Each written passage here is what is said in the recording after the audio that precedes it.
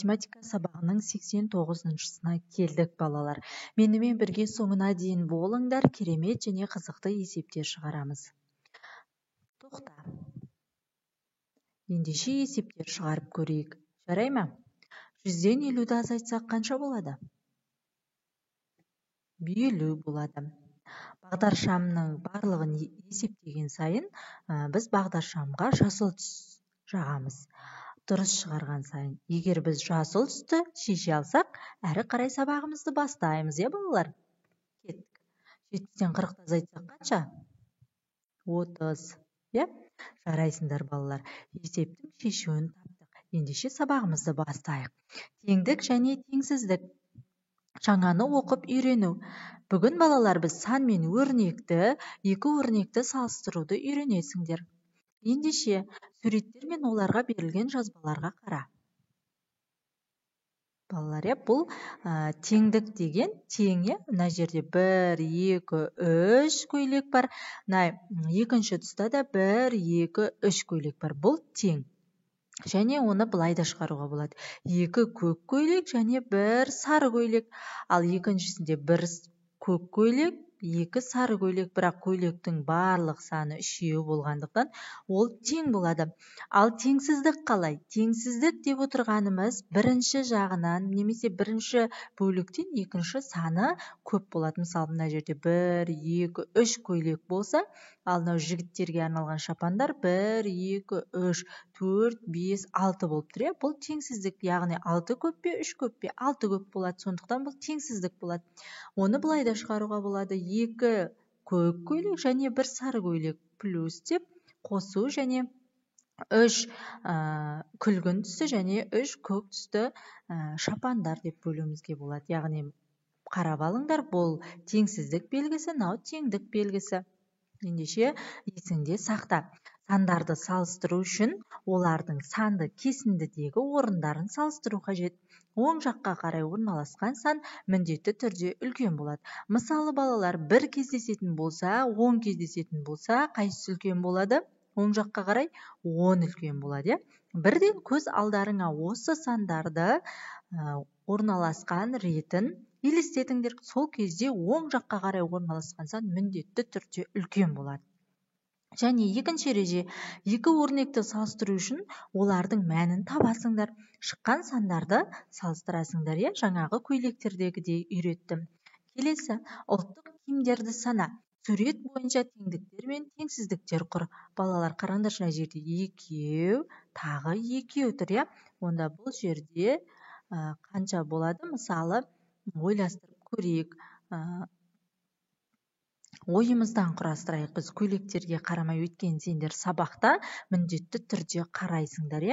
Мысалы, мына жерде 10 көйлек бар деп есептейік. Екінші бетте 20 көйлек бар. Осынымыз дұрыс па? Жоқ, балалар, дұрыс шықпайды.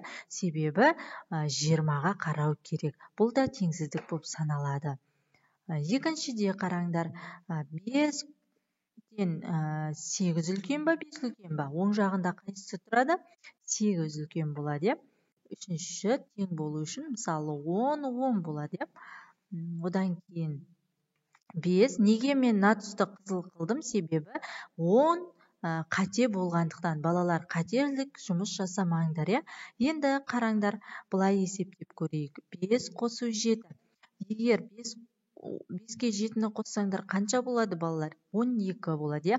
Енді 12 үлкен болу үшін сол жақта қандай сан болу керек? Одан төмен 11, 10, 9, 8, 10 саны екен. Енді келесісін қарайық. Бұл кезде келесі беті үлкен болу керек.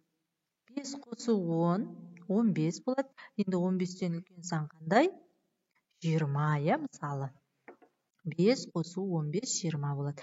Мен бұл тапсырма бойынша басқаша сабақтарды құрастырдым. Өйткені мына сабақтарды сендер мектепте құрастырасыңдар. Әріпті өрнектерді салыстыр, оларды түсіндір. Қараңдар, А-да, А өрнегінде 2 бала, Б өрнегінде 3 бала. Яғни А өрнегіндегі қариде 2 бала. мысалы б өрнегіндегі қара үйде 3 бала деп есептейік. Енді мына А-ның және Б-ның мәндеріне мәнін қойып, олардың шешуін табайық. Бірінші өрнектің мәні А 2, Б 3 деп аламыз. Ал енді есепке қараңдар. Міне мұнда жаздым. А-ның мәніне 2 қосу 2. Сосын 2-ге 2-ні қоссаң 4 болады. Ал Б-ның мәні қанша балалар? 3. Негізі мына жерде 3 болу керек. Сол кезде 4 үлкен болады. А-ның мәні екен ғой мына жерде. Дұрыс 2 болады. Одан кейін А-ның мәні 2, тағы да белгісіздік, және А-ның мәні 2 қосу 2, сонда 4 болады. Қай жақ үлкен болады? Дұрыс 2-ге 2-ні қоссаң 4 болады. Сондықтан 4 жақ беті үлкен болады. Енді қалай теңдік құрылады? Б-ның мәні 3, барлық Б-ның мәндеріне қойып шықтық. 3 азайту 3 тең 0. Б-ның мәні 3. Ол кезде тең бола ма балалар? Жоқ, тең болмайды. Енді әр суретке сәйкес келетін өрнектерді таңда, олардың мәнін тап. Балалар қараңдаршы, қайсысына қайсысы сәйкес келеді? Қарап көрейік. Міне, 1 қосу 6, 1, 2, 3, 4, 5, 6 көк түсті әшекей, оған қызыл түсті әшекей қосқан 1. Онда сәйкес келетіні 6 қосу 1, 1 қосу 6. Және екінші 1 қосу 3, 3 жасыл түсті әшекейге сары түсті әшекей қосылған, 1 қосу 3 болып саналады. Енді 3 қосу 2-ні тауып көріңдер балалар. Ол үшін былай есептейміз. Мынаны бірінші сызбаған нұсқасын қарастырамыз. 3 қосу 2 болады. Одан кейін енді сызып тастаған нұсқасын есептегенде 5 білезіктен 2 білезікті сызып тастайды. Одан кейін 6 қосу 1, тек қана өрнектің мәні ауысқан, қосындылардың орны ауысқанымен қосындының мәні өзгермейді деген ереже бар. Сондықтан келесі есепке сұрақ қой. Есептің қысқаша жазылуын тап, оны шығар. Балалар, каналға тіркеліп, тегін кітапшаға ие болыңдар.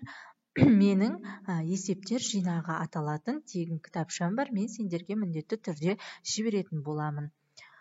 Мерекеге арнап 20 әйелдер, 50 ерлер костюмі тігілді. Балалар қарайық. Әйелдердің костюмі, ерлердің костюмі 50 және әйелдер костюмі 20. Барлығы қанша деп сұрақ қояйық. 50-ден, жоқ, былай сұрақ қоямыз бұл жерде. Ерлердің костюмінен әйелдердің костюмі қаншаға кем? Ол үшін біз 50-ден 20-ны азайтамыз, сонда 30 шығады. Осыны кері есепке айналдырып былай жасауға болады.